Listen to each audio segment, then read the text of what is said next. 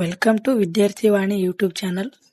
ನಾವು ಇವತ್ತು ದ್ವಿತೀಯ PUC ರಾಜ್ಯಶಾಸ್ತ್ರ ವಿಷಯದಲ್ಲಿ ಮೊದಲನೇ ಅಧ್ಯಾಯದಲ್ಲಿ ಬರುವ 1 ಅಂಕದ ಮತ್ತು 2 ಅಂಕದ ಪ್ರಶ್ನೆ ಉತ್ತರಗಳನ್ನು ಚರ್ಚಿಸುತ್ತಿದ್ದೇನೆ. ಮತ್ತು ಈ ಕ್ಲಾಸನ್ನು ನೀವು ಯಾರಾದರೂ ಮೊದಲನೇದಾಗಿ ನೋಡ್ತಿದ್ದರೆ ತಪ್ಪದೆ ಸಬ್ಸ್ಕ್ರೈಬ್ ಮಾಡಿ, ಹಾಗೆ ಸಪೋರ್ಟ್ ಮಾಡಿ. ಇದೇ ಥರ ನಿಮಗೆ ಉಪಯುಕ್ತವಾದ ಕ್ಲಾಸ್ಗಳನ್ನು ಮಾಡಿ ವಿದ್ಯಾರ್ಥಿವಾಣಿ ಯೂಟ್ಯೂಬ್ ಚಾನಲಲ್ಲಿ ತಪ್ಪದೆ ಅಪ್ಲೋಡ್ ಮಾಡುತ್ತೇನೆ. ಆದ ಕಾರಣ ಎಲ್ಲರೂ ಸಪೋರ್ಟ್ ಮಾಡಿ, ಸಬ್ಸ್ಕ್ರೈಬ್ ಮಾಡಿ. ಬನ್ನಿ ಶುರು ಮಾಡೋಣ. ಮೊದಲನೇ ಅಧ್ಯಾಯ ಯಾವುದೆಂದರೆ ಭಾರತದ ರಾಜಕೀಯ ವ್ಯವಸ್ಥೆಯ ಉಗಮ ಮತ್ತು ಬೆಳವಣಿಗೆ. ಮೊದಲನೇದಾಗಿ 1 ಅಂಕದ ಪ್ರಶ್ನೆಗಳು. ಭಾರತ ಯಾವಾಗ ಸ್ವಾತಂತ್ರ್ಯವಾಯಿತು? ಭಾರತವು 1947 ಆಗಸ್ಟ್ 15ರಂದು ಸ್ವತಂತ್ರವಾಯಿತು. ಎರಡನೆಯ ಪ್ರಶ್ನೆ, ಭಾರತದ ಸಂವಿಧಾನ ಯಾವಾಗ ಅಸ್ತಿತ್ವಕ್ಕೆ ಬಂದಿತು? ಉತ್ತರ 1950 ಜನವರಿ 26. ಇನ್ನು ಮೂರನೆಯ ಪ್ರಶ್ನೆ, ಭಾರತದ ರಾಷ್ಟ್ರೀಯ ಕಾಂಗ್ರೆಸ್ ಯಾವಾಗ ಉದಯಿಸಿತು? ಉತ್ತರ ಭಾರತದ ರಾಷ್ಟ್ರೀಯ ಕಾಂಗ್ರೆಸ್ 1885ರಲ್ಲಿ ಉದಯಿಸಿತು. ನಾಲ್ಕನೆಯ ಪ್ರಶ್ನೆ, ಯಾವ ಕಾಯ್ದೆಯು ಅಧಿಕಾರವನ್ನು ಕಂಪನಿಯಿಂದ ಕ್ರೌನಿಗೆ ವರ್ಗಾಯಿಸಿತು?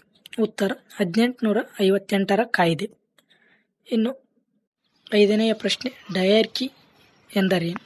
ಡಯಾರ್ಕಿ ಎಂದರೆ ದ್ವಿಸರ್ಕಾರ ಪದ್ಧತಿ ಎಂದರ್ಥ. ಆರನೆಯ ಪ್ರಶ್ನೆ, ಶಾಸನಾತ್ಮಕ ಆಯೋಗವನ್ನು ಏಕೆ ರಚಿಸಲಾಯಿತು? ಉತ್ತರ 1919ರ ಕಾಯ್ದೆಯನ್ನು ವಿಮರ್ಶಿಸಿ ವರದಿ ನೀಡಲು ರಚಿಸಲಾಯಿತು. ಏಳನೆಯ ಪ್ರಶ್ನೆ, ಸೈಮನ್ ಆಯೋಗವು ಏನನ್ನು ಶಿಫಾರಸು ಮಾಡಿತು?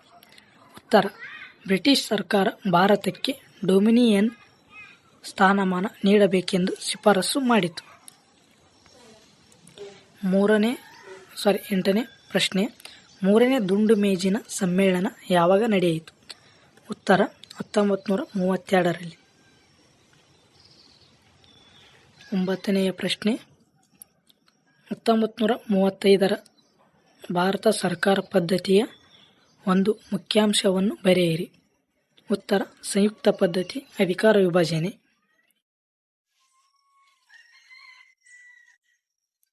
ನೆಕ್ಸ್ಟ್ 10ನೆಯ ಪ್ರಶ್ನೆ, 1947ರ ಭಾರತ ಸ್ವಾತಂತ್ರ್ಯ ಕಾಯ್ದೆಯ ಒಂದು ಮುಖ್ಯಾಂಶವನ್ನು ಬರೆಯಿರಿ. ಉತ್ತರ 15ನೇ ಆಗಸ್ಟ್ 1947ರಂದು ಭಾರತ ಮತ್ತು ಪಾಕಿಸ್ತಾನ ಎಂಬ 2 ಸ್ವತಂತ್ರ ರಾಷ್ಟ್ರಗಳನ್ನು ಸ್ಥಾಪಿಸಲು ಈ ಕಾಯ್ದೆಯು ಅವಕಾಶ ಮಾಡಿತು. 11ನೇ ಪ್ರಶ್ನೆ, ಗಡಿರೇಖೆ ಆಯೋಗದ ಅಧ್ಯಕ್ಷರು ಯಾರು? ಇದು ಪ್ರಿಂಟಿಂಗ್ ಮಿಸ್ಟೇಕ್ ಆಗಿದೆ. Sir Cyril Radcliffe. ನೆಕ್ಸ್ಟ್ 11ನೆಯ ಪ್ರಶ್ನೆ, ಮಧ್ಯಂತರ ಸರ್ಕಾರ ಯಾವಾಗ ರಚನೆಯಾಯಿತು? ಉತ್ತರ ಸೆಪ್ಟೆಂಬರ್ 2, 1946. 13ನೆಯ ಪ್ರಶ್ನೆ, ಯಾವ ಸಭೆಯು ಮಧ್ಯಂತರ ಸರ್ಕಾರವನ್ನು ರಚಿಸಿತು? ಉತ್ತರ ರಾಜ್ಯಾಂಗ ರಚನಾ ಸಭೆ. 14ನೆಯ ಪ್ರಶ್ನೆ, ಎಲ್ಲಿಯವರೆಗೆ ಮಧ್ಯಂತರ ಸರ್ಕಾರ ಅಸ್ತಿತ್ವದಲ್ಲಿತ್ತು? ಉತ್ತರ ಆಗಸ್ಟ್ 15, 1947ರವರೆಗೆ. 15ನೇ ಪ್ರಶ್ನೆ, ವೈಸರಾಯ್ ಅವರ ಕಾರ್ಯಕಾರಿ ಮಂಡಳಿಯ ಉಪಾಧ್ಯಕ್ಷರು ಯಾರು? ಉತ್ತರ ಜವಾಹರ್ಲಾಲ್ ನೆಹರು. 16ನೆಯ ಪ್ರಶ್ನೆ, ಪ್ರಥಮ ಸಾರ್ವತ್ರಿಕ ಚುನಾವಣೆ ಯಾವಾಗ ನಡೆಯಿತು? 1951, 1952. ಇನ್ನು 17ನೇ ಪ್ರಶ್ನೆ, ಯಾವ ದೇಶವನ್ನು ಜಗತ್ತಿನ ಬೃಹತ್ ಪ್ರಜಾಸತ್ತಾತ್ಮಕ ದೇಶ ಎಂದು ಕರೆಯುತ್ತಾರೆ? ಉತ್ತರ ಭಾರತ. ಇನ್ನು 18ನೆಯ ಪ್ರಶ್ನೆ, ಪ್ಯಾರಾಮೌಂಟ್ಸ್ ಎಂದರೆ ಏನು?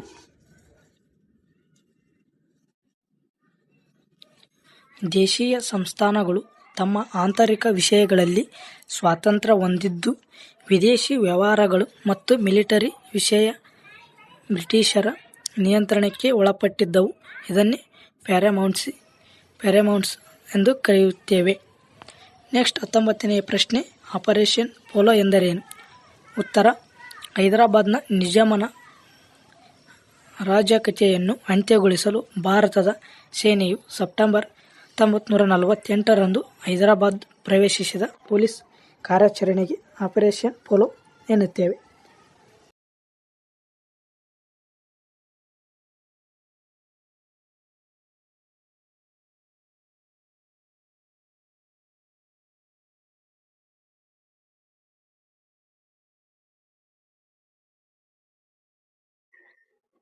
ಇಪ್ಪತ್ತೊಂದನೆಯ ಪ್ರಶ್ನೆ, ಸಂವಿಧಾನದ ಯಾವ ವಿಧಿಯು ಕಾಶ್ಮೀರಕ್ಕೆ ಪ್ರತ್ಯೇಕ ಸ್ಥಾನಮಾನವನ್ನು ನೀಡಿದೆ? ಉತ್ತರ 370ನೇ ವಿಧಿ. 22ನೇ ಪ್ರಶ್ನೆ, ರಾಜ್ಯಗಳ ಏಕೀಕರಣದ ರೂವಾರಿ ಯಾರು? ಸರ್ದಾರ್ ವಲ್ಲಭಾಯ್ ಪಟೇಲ್.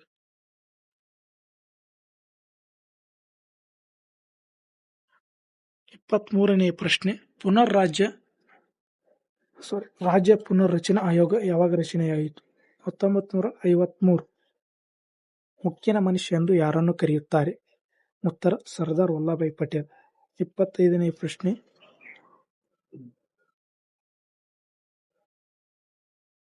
ರಾಜ್ಯ ಪುನರ್ರಚನಾ ಆಯೋಗದ ಒಬ್ಬ ಸದಸ್ಯರನ್ನು ಹೆಸರಿಸಿ. ಕೆ.ಎಂ. ಪಣಿಕ್ಕರ್, ಫಜಲ್ ಅಲಿ. ರಾಜ್ಯ ಪುನರ್ರಚನಾ ಕಾಯ್ದೆಯು ಯಾವಾಗ ಅಂಗೀಕಾರವಾಯಿತು? ಉತ್ತರ 1956 ನವೆಂಬರ್ನಲ್ಲಿ. 27ನೇ ಪ್ರಶ್ನೆ, 1956ರಲ್ಲಿ ರಾಜ್ಯ ಪುನರ್ರಚನಾ ಕಾಯ್ದೆಯು ಎಷ್ಟು ರಾಜ್ಯ ಮತ್ತು ಕೇಂದ್ರಾಡಳಿತ ಪ್ರದೇಶಗಳನ್ನು ರಚಿಸಿತು? 14 ರಾಜ್ಯಗಳು, 6 ಕೇಂದ್ರಾಡಳಿತ ಪ್ರದೇಶಗಳಿದ್ದವು. ನೆಕ್ಸ್ಟ್ 28ನೇ ಪ್ರಶ್ನೆ, ಬಾಂಬೆಯನ್ನು ಯಾವಾಗ ವಿಭಜಿಸಲಾಯಿತು? 1960ರಲ್ಲಿ. 29ನೇ ಪ್ರಶ್ನೆ, ಪಂಜಾಬನ್ನು ಯಾವಾಗ ವಿಭಜಿಸಲಾಯಿತು? 1966. 2014ರಲ್ಲಿ ಯಾವ ರಾಜ್ಯವನ್ನು ವಿಭಜಿಸಲಾಯಿತು? ಆಂಧ್ರ ಪ್ರದೇಶ್. 31ನೇ ಪ್ರಶ್ನೆ, ಯಾವ ಕಾಯ್ದೆಯು ಭಾರತದಲ್ಲಿ ಜವಾಬ್ದಾರಿಯುತ ಸರ್ಕಾರವನ್ನು ಪ್ರಚುರಪಡಿಸಿತು? 1990 ಮ್ಯಾಂಟಿಗೋ ಜೇಮ್ಸ್ ಫೋರ್ಡ್ ಸುಧಾರಣೆ. 32ನೇ ಪ್ರಶ್ನೆ, ಭಾರತದಲ್ಲಿ ಸಂಯುಕ್ತ ವ್ಯವಸ್ಥೆಗೆ ಯಾವ ಕಾಯ್ದೆಯು ಅವಕಾಶ ಕಲ್ಪಿಸಿತು? 1935ರ ಭಾರತ ಸರ್ಕಾರದ ಕಾಯ್ದೆ. ಇನ್ನು 33ನೇ ಪ್ರಶ್ನೆ, ಪ್ರಥಮ ಲೋಕಸಭೆಯ ಸ್ಪೀಕರ್ ಯಾರು? ಜೆ.ವಿ. ಮಾಳವಂಕರ್. 34ನೇ ಪ್ರಶ್ನೆ, ಇದು 2 ಅಂಕದ ಪ್ರಶ್ನೆಗಳಾಗಿರುತ್ತವೆ. ಫೆಡರಲ್ ನ್ಯಾಯಾಲಯವು ಎಲ್ಲಿ ಮತ್ತು ಯಾವಾಗ ಸ್ಥಾಪನೆಯಾಯಿತು?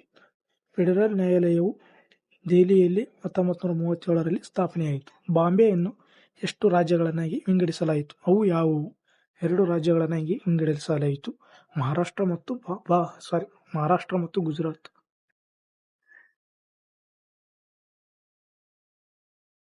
ಇನ್ನು ಪ್ರಥಮ ಲೋಕಸಭಾ ಚುನಾವಣೆ ಬಗ್ಗೆ ಟಿಪ್ಪಣಿ ಬರೆಯಿರಿ.